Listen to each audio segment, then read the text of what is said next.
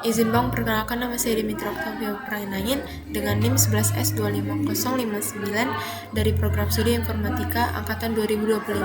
Di sini saya akan menjelaskan tugas praktikum saya pada week ketiga dengan mata kuliah ModSim. Di mana di sini saya membuat sebuah simulasi sistem piket pengisian 180 ompreng, di mana menggunakan pendekatan Discrete Event Simulation atau DES. Pada program ini, saya memodelkan bagaimana pembagian tugas mahasiswa dapat dioptimalkan agar seluruh ompreng selesai dalam target 15-20 menit. Nah, di sini itu saya membuat atau menggunakan beberapa library utama di sini.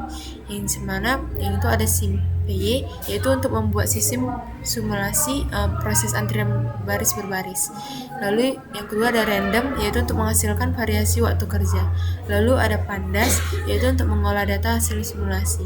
Lalu ada streamlit, yaitu untuk membuat dashboard interaktif berbasis web.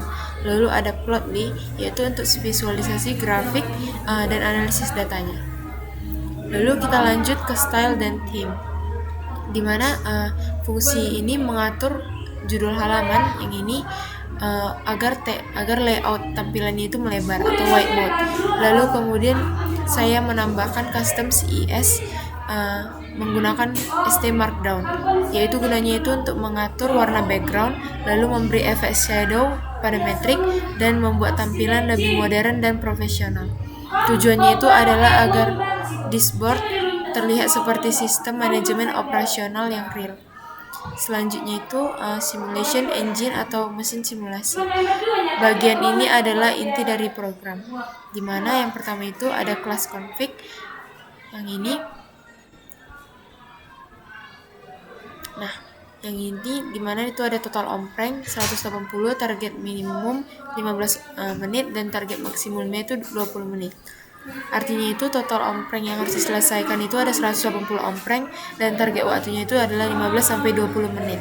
Lalu kemudian terdapat parameter waktu proses yang ini, dimana waktu isi lauk itu ada 15-25 detik, lalu waktu angkat omprengnya itu 10-15 detik, dan waktu nasinya itu isi nasi ada 15-25 detik, dan batch angkatnya itu ada jumlah ompreng yang diangkat sekaligus itu 6-9 unit ompreng.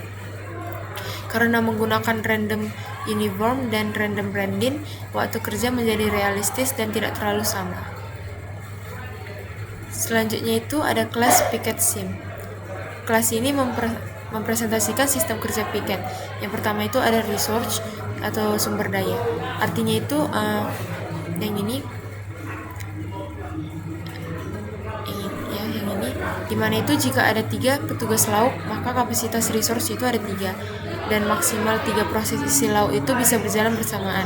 Konsep ini disebut sebagai parallel processing. Terdapat 3 resource, yaitu petugas lauk, ada petugas angkat, dan juga petugas nasi. Lalu ada buffer. Nah, buffer ini itu berfungsi meja transit, dimana setelah isi lauk masuk buffer meja, lalu setelah diangkat masuk buffer nasi. Konsep ini menggambarkan alur produksi bertahap atau multi-stage system. Lalu ada fungsi proses lauk. Nah, alurnya itu yang pertama itu request petugas lauknya, lalu proses selama waktu acak, lalu log aktivitas, dan akhirnya itu masukkan ke buffer mejanya yang ini. Nah, artinya itu setiap ompreng itu harus menunggu petugas tersedia sehingga dapat diproses dan diteruskan ke tahap berikutnya. Lalu yang selanjutnya itu ada fungsi proses angkatnya. Nah, tahap ini menggunakan sistem batch, yaitu petugas angkat mengambil 6-9 ompreng sekaligus, lalu mengangkat dalam satu waktu proses, lalu kemudian membagi durasi ke setiap ompreng. Ini tuh menggambarkan efisiensi sistem transport internal. Lalu ada fungsi proses nasinya. Nah, ini tuh tahap terakhirnya, dimana yang pertama itu adalah mengambil ompreng dari buffer nasi, lalu merequest kepada petugas nasi, lalu memprosesnya dan mencatat waktu selesainya. Tahap ini tuh menentukan kapan ompreng benar-benar selesai. Selanjutnya itu ada dashboard UI-nya, yaitu antarmuka pengguna. Nah, yang ini tuh bagian ini memungkinkan menggunakan mengatur konfigurasi tim. Si sidebar ini terdapat slider. Yang pertama itu petugas lauk itu 1-5, petugas angkat itu 1-2, petugas nasi 1-5. Sehingga total idealnya itu 7 mahasiswa. Jika total tidak sama 7 mahasiswa, maka akan muncul kata warning. Ini mensimulasikan kondisi nyata pembagian tim piket. Selanjutnya itu menjalankan simulasi. Nah, di sini saat tombol ditekan ENF SimPy environment itu adalah dunia simulasi. Kemudian 180 ompreng itu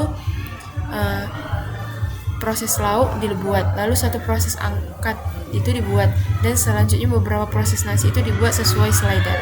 Lalu ada NLF run, yang dimana itu artinya itu simulasi berjalan maksimal 1 jam atau 3600 detik. Lalu selanjutnya itu ada data processing atau pengolahan data. Nah, semua log itu disimpan dalam pandas data frame, kemudian dihitung waktu selesai data, rata-rata durasi, dan efisiensi tim. Efisiensi itu dihitung dengan rumus efisiensi sama dengan 20 dibagi waktu aktual dikali 100%. Jika selesainya itu lebih kecil dari 20 menit atau kurang dari 20 menit, maka efisiensi yaitu 100%. Lalu ada visualisasi analisis.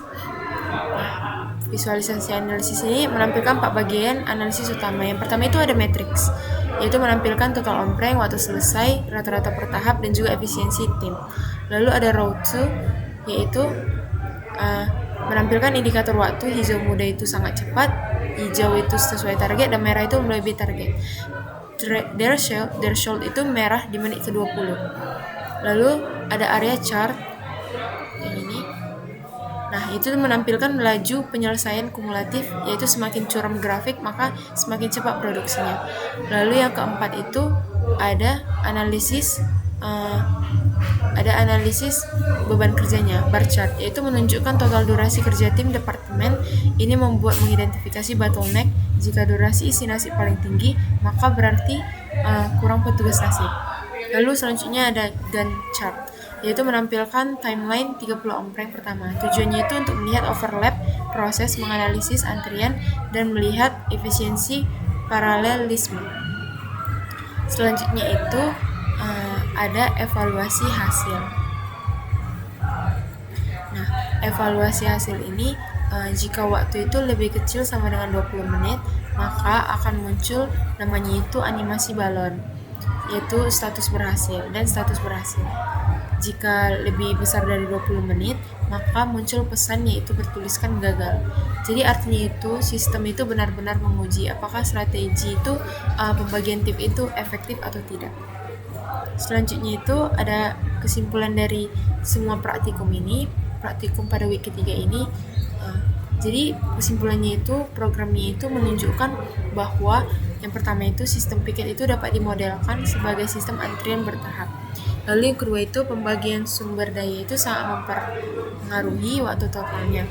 Yang ketiga itu bottleneck itu menentukan performa sistem. Dan keempat itu simulasi itu membantu mencari konfigurasi optimal tanpa uji coba nyata. Secara keseluruhan program ini itu menggabungkan konsep simulasi event discrete atau DES, lalu ada manajemen operasi, analisis data, dan juga visualisasi interaktif, sehingga dapat digunakan program ini sebagai alat pengambilan keputusan untuk menentukan strategi piket paling efisien.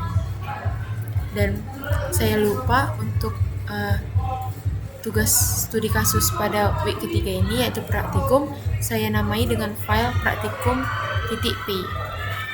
Nah, sekian presentasi dan pemaparan saya terhadap tugas praktikum ketiga pada week ketiga ini. Sekiranya jika saya salah mengatakan sesuatu, mohon dimaafkan. Sekian dan terima kasih.